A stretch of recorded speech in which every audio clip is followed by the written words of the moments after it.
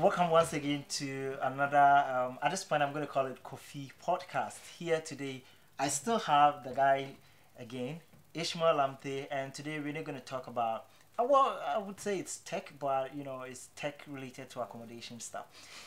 He's into making container homes and container offices, right? And so he's going to share the experience with us, and if somebody wants to get one, what are the options and stuff like that. So thank you for joining me once again. You're welcome. Mr. Ishmael Lamptey. I'm glad being here. The man himself making big money on YouTube. Really? Big money. Well, and also making container offices and homes alongside. Sure. So let's step back a bit. This whole container stuff, like, how did you get yourself into it? Okay, so some time back, I was using a normal traditional office, like a building and the rest, and I had to move from where I was to a different place. Yeah. And I didn't want a situation where I have to, come back to where my office was, like every now and then. So I was looking at something mobile. Oh, okay. Something I could carry along with me, so that just still have my office over there. It doesn't not change anything. And then if I'm moving away from there also, I can easily carry my office along to wherever I'm going to. So that was when I started thinking of like a container to use as an office. Yeah. And at the time you started, like, how was the process? Because I don't know, if I want a container, I wake up one day, I'm like, okay, I want a movable office. Like, where do you start? Why did you settle on the container approach? Like, well, before even thinking about containers, I was watching a couple of documentaries on YouTube about container homes and the rest. And I did kind of develop or like the idea of living in a smaller space. And for me, living in a smaller space is a bit cool in a sense that you don't spend so much money buying unnecessary things. Yeah, because you are limited by the space. Exactly. So then you only buy things that you need. And it also helps you become creative with how you go about positioning, arrangement of things within that small space.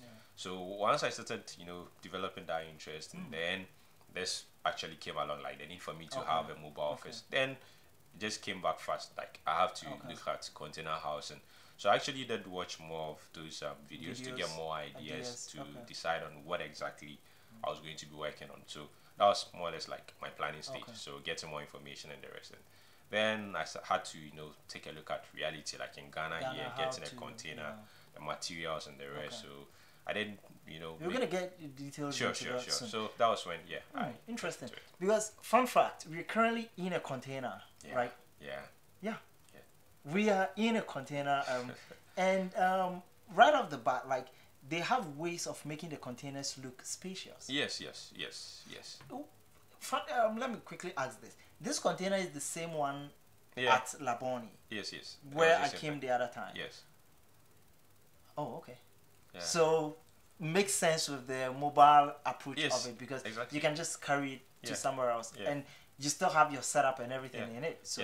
Now, one cool thing about that also is because this is a very solid structure, even once it moves, it shakes and the rest, it doesn't affect anything, like in terms of the lining you've done. Maybe apart from whatever you've arranged inside. But even if they are fixed, it won't shouldn't be something that, unless you do racing with the trailer. On your way to your destination, you do a racing. The frames I have in here, I actually forgot one of the frames, this one. It hung on just there. Fine. And it was nice. Very interesting. Well, a big thanks to the roads also here. I think the trailer used the road that had little to no potholes. Well, yeah. Because you don't want to try that on my way to my village. I see. Anyway, so let's start with grabbing the materials to kind of set this up. Yeah. I noticed this is one container, right? Yes. And some do have multiple containers they join. If how do you go about sourcing the containers? What goes into deciding which container to use, and what's the thought process like? First of all, you have to decide on what you want. Is it an office space you want? Is it a home you want? Is it a store, restaurant? It could be whatever it is. Now, once you decide on it, then you decide, okay, if it's a home, how many rooms am I looking at? For, okay. Or if not necessarily rooms, but how many, like what kind of spaces do I want to create? How big the space I want. Exactly. Okay. Then that would influence what size of container you should go in for. Now currently there's a 20-footer container. There's 40. Which one is this one? This is 20-footer container. Which I imagine is the smallest version? No, there's some customized ones, so you can get about 10-foot size. Depending on the, as you're saying, the use case you want. Yes, but I think the maximum I've seen so far is like about 45-footer. Okay. That means it stretches a bit. Yes. Okay. Yes. So that is when you're going to decide, okay, depending on the size of what you're looking at, to determine the number of containers you need. So some even stack on top of each other, create stairs and it and the rest. So yes, once you decide on that, that will then because in the stacking approach, I imagine that would be maybe you want a house and you want maybe a story kind of approach. Exactly. Okay. Yes. Okay.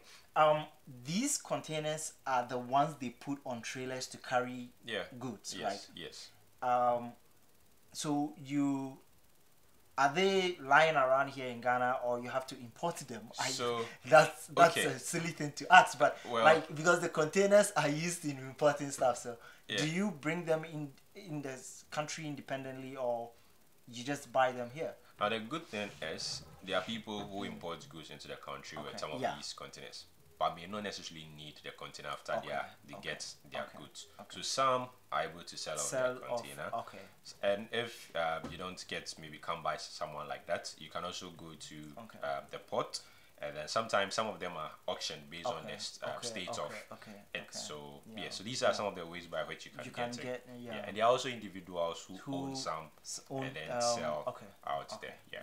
I know. I don't think that company is still the leading. There's this company. It's called Mask or MAE. Yeah, that's Mask. Yeah, that's a shipping. They. I think they are the largest container maker in the world or something. Yeah, I don't know. I remember reading something about it. They make a ton because you see they are writing on pretty much all. Yes. Okay, so now let's say I want to go with an office space like this one. What are some of the next steps involved in transforming a space like this into an office space? So that also boils back to the size that you're looking at. The number of people you're looking at housing within the office space, and what sections are you going to have. So let's say if you want to have a place where you're going to maybe have a meeting room, a washroom, like a kitchen or small area for dining and the rest, then you probably may be looking at a bigger one than this, or even. So that means maybe this plus another one on the sideways. So once you decide on that, the next thing is you have to look at where you're going to position, because the space available there will also form a part of you deciding on what you can go with. So once you have the space, now also the environment is also very important. Is it a place where security is a bit low? Then you might also have to factor security as part of whatever you're going to be working. Because the fact that it's a solid container doesn't guarantee 100% security.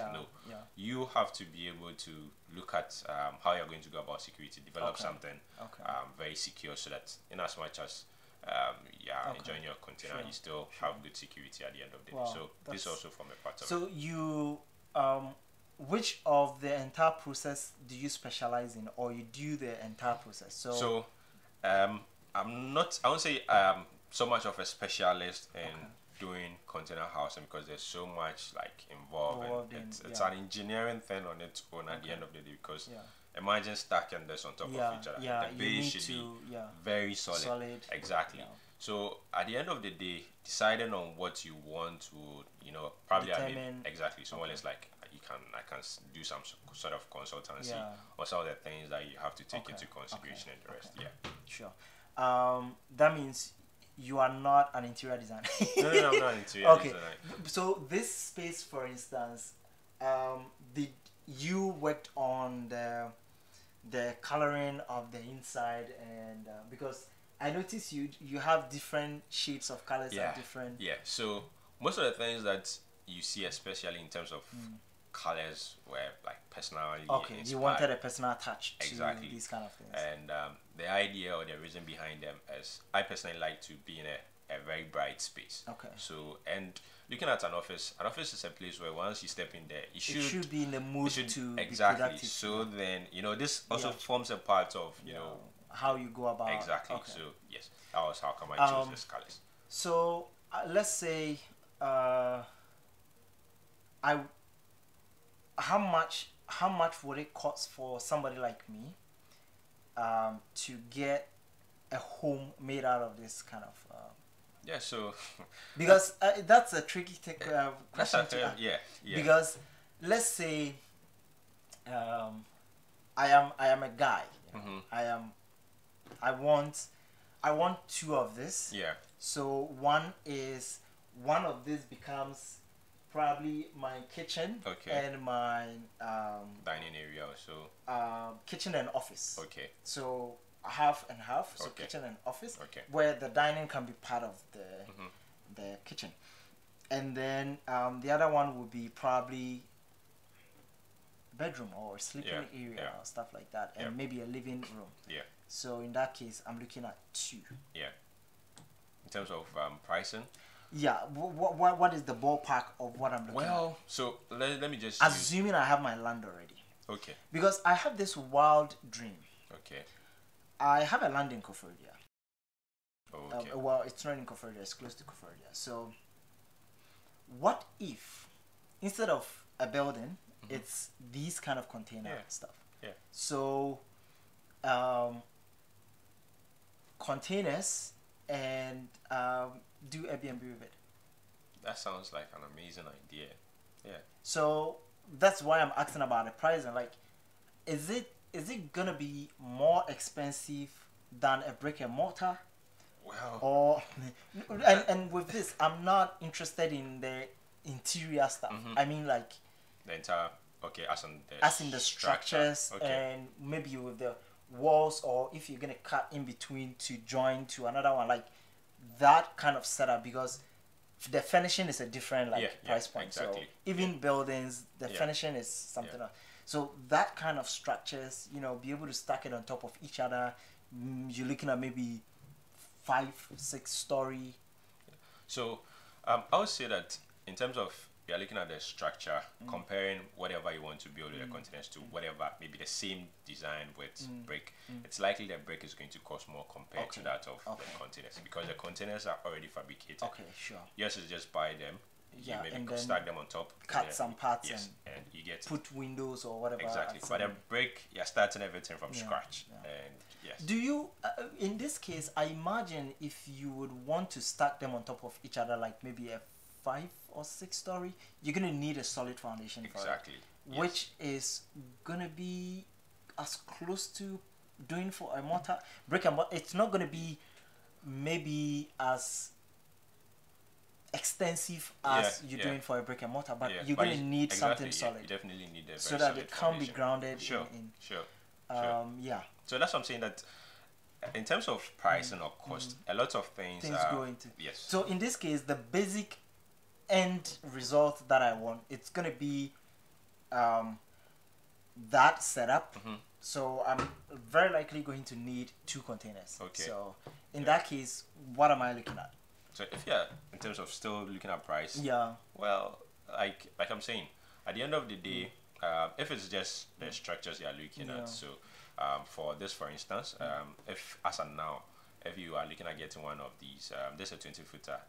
Within is between probably 8,000 and 7,000. Okay. So let's say about 2 is about 14,000. So let's say 15,000 cities. Exactly. To secure. Yes. So you now have 15,000 for the 2. Okay. Now the next is you are going to be looking at the curtain, depending on number of windows you want to have, number of doors you want to have. It's also going to form a part of it. So at the end of the day, if it is just the structure, just converting it to without the interior and the rest, you probably should be looking at something no more than about 50,000.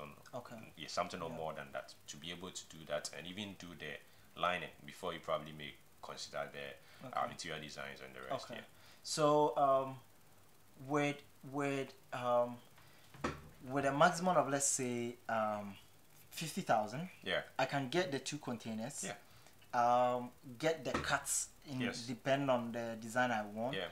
And have windows fixed. Have doors fixed. Even have lining done. Okay. Yes. The lining, you mean this you've done? Exactly. Okay. Yeah. And then and even roofing. If and you are even looking at roofing, roofing, yeah, could have that also done as oh, well. okay, Yeah. Yes. because oh, that's nice. Yeah. Because I'm really looking at it, and that would be an amazing. And I think this whole container approach gives people ideas. Yeah. I'm not. I want to find out, why are people not doing it? Is there something we are missing? Well, okay, so people are actually doing this. A lot of people, like other parts of the world, a lot of people are actually getting into it. You have some. So why are we not doing it here in Ghana? Is it because of the weather? Well, the weather forms a part of it. Okay, it's and hot. Also, our kind of culture here. Oh. But anyway, camera is too hot. But if these two are recording, we can just still proceed. Okay, let me check the time. Yeah. See if okay, we've done 16 minutes, so we still have like yeah. Okay. So also aside the weather condition here, you also look at the kind of our culture here in terms of even family. You know, we mostly sometimes deal with extended family where if you have a space, you one way or the other may have somebody come visit you. You can't just have a small space like this and you just you and your wife. No, you might have an auntie, whoever come visit you, and there's a need to have a space for that person to sleep. So it all forms a part of why people are not necessarily considering this as an option. But of course, you can still have an entire home built out of this, which will have rooms for people to lodge in whenever you get it. So yes, thinking about it, like, is there a real estate company in Ghana doing that? Well, I should think so, because I have personally seen few, not I think about one in or Accra two. Here? Yes. Oh, okay. About one or two who are doing this. And more like, yes, you see now now the issue or the challenge I have with some of these companies is that they are not transparent with the process involved. You can go online, you see them post, and then you go ask how much will it cost this. Then they want to be private about the amount involved. Why? I just don't know why. Because I've seen two, because before starting to do this, I was actually looking at an option where I could just outsource it to have someone do it. But like, do you know? Yeah, because I know there are a lot of brick and mortar real estate here in Accra. Yes. And personally, surprisingly, I don't see them building something that is very affordable for the average. That's true. Can I say Accraian? Somebody living in Accra, like. That's true. I was hoping to see something on the low end, because you and I, single guys, we come around, we are looking for somewhere to lay our head, be able to, and even if there is a space like this where there's a portion for me to sleep and there's a portion for me to probably do a bit of work and maybe a section to cook or something like this. This is bigger than where I stayed in Kenya. Okay. Airbnb. Okay. And I think it's pretty much the same size, and I pay $300 a month. Yeah. So the interesting thing about some of these container homes is that, for instance, this size that I have, I've seen designs where people have a room in the same size. You have a working space. Yeah. You have a kitchen. Yeah. You have a place to shower. And it's just all within. Exactly. It's possible. See, that is where the creativity comes to play, because now you have a limited space. So you have to be very creative with the end results. Exactly. Yes, and that's why I personally also decided to join the container house. It's possible to get this space and make something out of it. Plus, it's mobile. You can just be moving it around. So some actually have this fixed on top of it. Trailer, like so whenever they want to move, they just slap it to any trailer, and then they are good to go. So yes, well, pretty interesting. So I want to do it. How do I reach out to you? So my name is Ishmael Lamptey. You can find me on YouTube. You can find me on Facebook. That's on WhatsApp. That's an Ishmael on WhatsApp. No, I can't put my number out there yet. You can find me on Facebook, Dabson Ishmael. You can find me on Instagram, Dabson Ishmael. On YouTube, Ishmael Lamptey, and my email is dabsonishmael@gmail.com. You can always reach out to me, and then just, you know. I'm gonna put a link to all of what he said in Sure, the description sure. below, so you can reach out to him. Sure. I would want to see more of this happening. Yeah. So that's the around good here. thing about this, and in terms of you know, next year just coming Yeah, so fast, so- and I have a lot of plans actually doing a lot more of this. And I've This, actually yeah. had people also getting in touch to Yeah, have a couple done. People So should, and I think it's one of those things that I personally would like to see how sure, we'll see more of it. Sure. You know, sure. and this brick and mortar stuff, like Yeah, it's been a one way of our life over here, and hopefully this is just going to help change the game a little bit. because with this you can, you know, trail it to somewhere Yeah. in a forest and then Yeah, spend just lodge- off the great Yeah. experience. When you're done, you move it back to the city and then. that's just about it. Anyway, thank you for joining me in this episode on our podcast, and it was really fun talking to you about Sure, this. sure. I Thank you. hope to hopefully talk about this some more in upcoming episodes and whatnot. Yeah. Hopefully, so there was one video I did release not long ago, which I did I explain saw the entire it. process I of saw it. how I went about I think this. I need to link it also in the Sure, description So for people get anybody. to learn what's And involved, yeah. especially in doing some Yeah, of yeah. these things. Yes. So and of That's, course, if you want some sort of consultancy, you can always yeah. reach out. Yeah. You can always reach out. Thank you so much, Ishmael, for joining Thank me. you too. Thank you also for joining me in this episode. We'll definitely come your way with hopefully another exciting one that will touch on something interesting happening here in Ghana and beyond. So yeah, All right. thanks for having me. Hey, no, thanks for joining me. I will definitely talk some other time. All right. Sure. Okay, bye-bye. Okay. Yeah. This is the